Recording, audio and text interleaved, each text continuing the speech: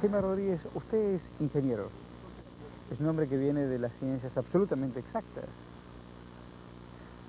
Cuando a veces el espíritu se mezcla en estas investigaciones, ¿cómo se compatibiliza? Con lógica y con percepción. A ver. Yo considero que nosotros debemos muchas veces hacerle caso a nuestro sentido común. Grafiquemos con un ejemplo, ¿no? A ver. Dos peces bajo el agua, conversando y cuestionándose si habrá vida fuera del agua, en nuestro mismo planeta. Pero uno ya habría picado el anzuelo, entonces ya tiene una sospecha y logró zafarse y le cuenta al otro, le dice, no, sí, arriba hay unos cosas con unas cabezas, se mueven brazos, etcétera. Dice, anda, no te creo. Sí, de verdad, y es más, viven con puro oxígeno. Ah, no, ahora sí que no te creo. ¿Cómo pueden vivir fuera del agua? Le diría un pez al otro, ¿verdad? Lastimosamente cuando se dan cuenta ya es tarde porque ya están en el sartén. Este es el problema, ¿verdad? Pongo este ejemplo para tratar de graficar, o sea, que deberíamos también dejar un espacio, ¿verdad? Sino de imaginación, de percepción sobre esta gran cantidad de vida extraterrestre que Yo creo debe que estar tengo que en el hacer una cosmos. pregunta a partir de ese ejemplo. ¿Todo lo que está fuera de nosotros es la intención de ponernos en la sartén? Podría ser, ¿por qué no? De hecho, yo tengo que dejar apertura a todas las posibilidades. Yo no tengo una verdad absoluta, como les he dicho, pero está en el cuadro de posibilidades. De hecho, yo considero ¿Por qué que... suponer que siempre lo que está fuera es Porque malo? existen leyes universales, a mi manera de entender, que manejan todo el cosmos. O sea, estas leyes están gravitando no solo para nuestro planeta, sino para este orden universal en el que vivimos, ¿verdad? Y una de ellas es una ley de polaridad, ¿verdad? O sea, acción, reacción, causa y efecto, que están muy coordinadas. Y si existe el bien, debe existir el mal. Si existe el llanto, debe existir la alegría. Y visto así las cosas, deben haber siempre los polos opuestos. Basado en esa lógica trato de comprender que así será. Lo que pasa es que tal vez la lógica humana que nosotros utilizamos no nos permite comprender, nos limita. La lógica terrestre a veces nos limita el entender cómo estaría funcionando. Además de que el sistema se ha encargado de darle la vuelta a nuestra lógica.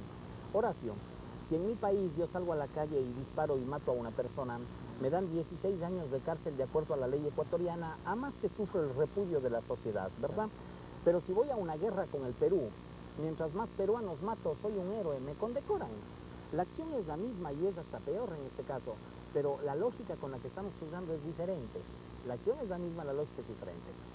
Basado más o menos en esa percepción de la lógica, yo creo que tal vez existen frenos que nosotros mismos hemos puesto para un acercamiento más masivo de estos seres de las estrellas, ¿no? Además que las personas que son estudiosas y quieren saber de su origen y se cuestionan, bueno, ¿quiénes somos nosotros? Porque, mira, Horacio, si venís a este mundo, nacer, crecer, trabajar en el banco de los dólares, tener hijos y luego nietos y después morirnos, si ese fuera el objetivo, yo creo que es como medio absurdo. Seríamos nada más que bacterias semi-organizadas, ¿no es cierto? Yo lo que considero es que hay un objetivo más primordial, pero que cada persona tiene que encontrarlo. Cada persona. ¿Y cuál sería el objetivo primordial de esto de vivir en la Tierra? Todo es energía, todo es energía. Considero que nosotros somos parte de la energía consciente de vida que está habitando aquí el planeta. Aquí está el problema, radica el problema de los científicos sobre todo, pero no de todos, ¿verdad? Nunca puedo generalizar, sino aquellos que están prejuiciados frente a este tema. Y es que los científicos consideran que nosotros somos un cuerpo energético viviendo aquí una experiencia física. No, perdón, que somos un cuerpo físico viviendo una experiencia energética, cuando es todo lo contrario, justamente. Nosotros somos energía, ¿verdad? Esencialmente. Exacto, viviendo una experiencia física. Considero así. Entonces, puesto así las cosas, pues yo creo que las personas que llegan a aceptar eso podrían estimular tal vez ese deseo de conocimiento que les pueda acercar a una realidad o a una verdad, ¿no? ¿Usted tuvo alguna experiencia visual con algún Horacio, yo he tenido objeto? varias experiencias, unas 40 tal vez, en los 40. últimos 20 años, sí. De estas, unas 17 han sido videograbadas. ¿En algún lugar Y puntual de su país? en varios lugares, y la ventaja que nosotros hemos tenido en Ecuador es que la mayoría de las veces que observaciones hemos estado con 10, 15 personas, o sea, no he sido solo yo. ¿Y usted las tiene grabadas? Sí, las tenemos grabadas, de hecho las tenemos grabadas y registradas en video, tenemos en fotografía también, y tenemos el testimonio de altas autoridades que hemos tratado de que ellas se involucren, porque decimos, bueno, si la gente piensa que nosotros estamos fantaseando, nos dirán que somos locos, etcétera, pues a esta autoridad que es del gobierno, o es político, o es militar, o es del clero, a ellos tal vez le van a creer un poco más. ¿Y qué ha visto? Bueno, una de esas experiencias, ¿verdad? Porque el tiempo no nos va a avanzar, gracias por su paciencia. Había una persona que Ubíquenos en el lugar. La Maná, esto es a unos 35 kilómetros entre un punto que se llama Acevedo y La Tacunga, el sector de La Maná. Ecuador. Ecuador, sí. A este sector nosotros fuimos a una observación, un lugar en donde ya nos advertía una persona que vive ahí, una persona muy inteligente, que conoce mucho de la historia de nuestra humanidad y que ha estudiado, se ha preocupado mucho, un ingeniero Sotomayor, nos dice, estos extraterrestres, aunque tú no me creas, Jaime Rodríguez, se me roban el agua.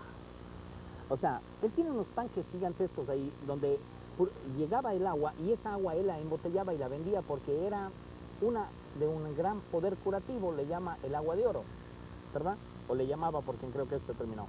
Y me decía, y estoy preocupado porque estos seres vienen en estas naves y me vacían el tanque, dice, pero me vacían de la noche a la mañana. Algo muy jocoso, yo no se lo quería creer. Hasta que fuimos, pues, ¿no? Y esto es por eso que yo le digo a la gente, bueno, no lo crean, pero tampoco lo nieguen, investiguenlo. Esto es lo que nosotros queremos hacer. Fuimos, pero con varias personas, incluyendo una muchacha que siempre me decía, ¿y cuando vemos los ovnis, señor? Bueno, Lo desafiaba. 25 personas. Gente de la prensa, de la política, del ejército, 25 personas, ¿no? Entonces, empezamos a observar un objeto como a 500 metros de distancia, pero que venía bajando del espacio, ¿ya? Y luego este objeto se estabiliza a 500 y empieza a acercarse hacia nosotros. Y nosotros estábamos en esta loma, porque es una loma, un cerro, en donde está la propiedad del ingeniero Sotomayor. Estábamos ahí y este objeto empieza a acercarse hacia nosotros. Cuando estaba a unos 100 metros de nosotros, De noche. 7:30 de la noche, todo esto está videograbado. ¿Ah? A 7:30 tenemos las dos primeras reacciones. Nosotros empezábamos ya a sentir una especie de energía estática. Claro. La primera, la muchacha aquella que siempre me reclamaba que quería ver los ovnis, que se volvió histérica, le arrancó la camisa al uno, le decía, oye, diles que se vayan, ¿no? Y el otro asustado decía, pero si yo no sé cómo se hace esto, ni decirte todo, o sea, yo también estoy invitado ahí. Y el otro, el ingeniero Sotomayor, que salía con un palo y con un lenguaje feroz a decirles, desgraciados, que vienen a robarse el agua. Era jocoso, ¿no? Era de ver unas dos lógicas totalmente. Para él ya eran comunes y vulgares estos seres, ¿no? Y para la otra era una total sorpresa. Claro. Ahí teníamos los dos polos y que está video grabado, tanto el audio como las imágenes, ¿no? Es simpático eso, porque él, Sotomayor, afirma y nos demostró que de esa agua él cataliza y logra sacar oro. Y lo hizo delante de nosotros y nos demostró. Entonces él cuidaba como un gran tesoro esta agua, más de los poderes curativos, ¿no? Entonces ahí nosotros pudimos observar estos dos tipos de reacciones. ¿Y a usted qué le pasó?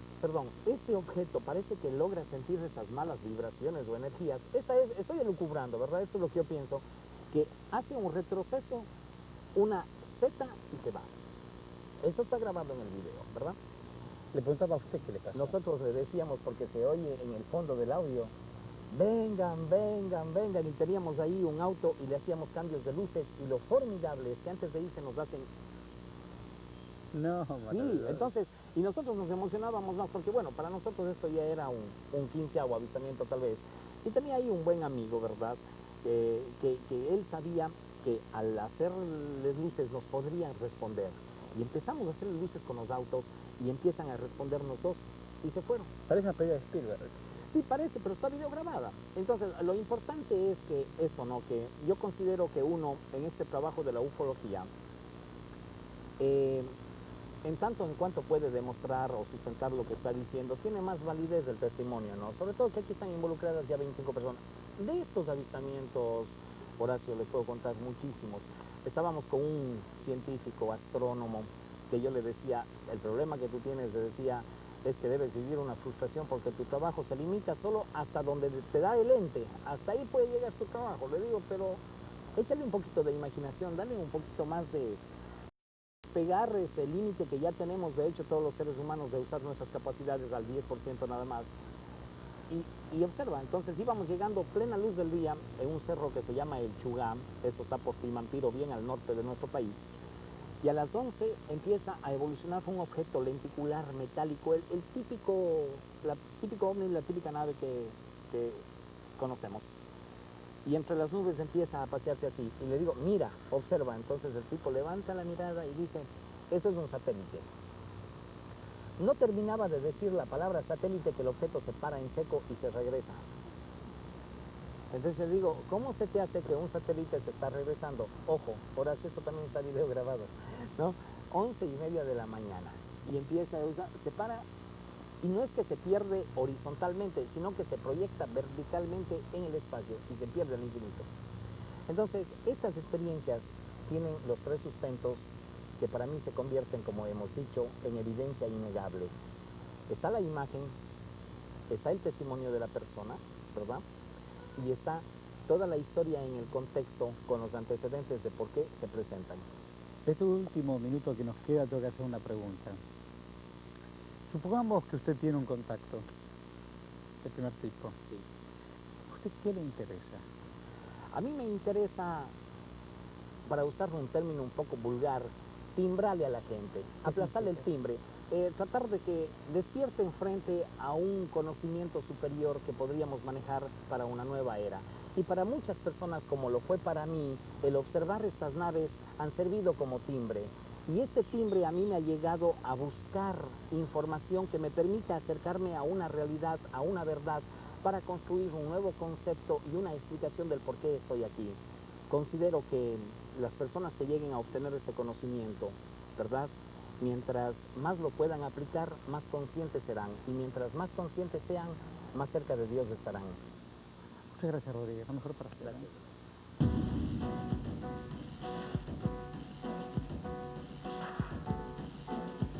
Lo deportivo.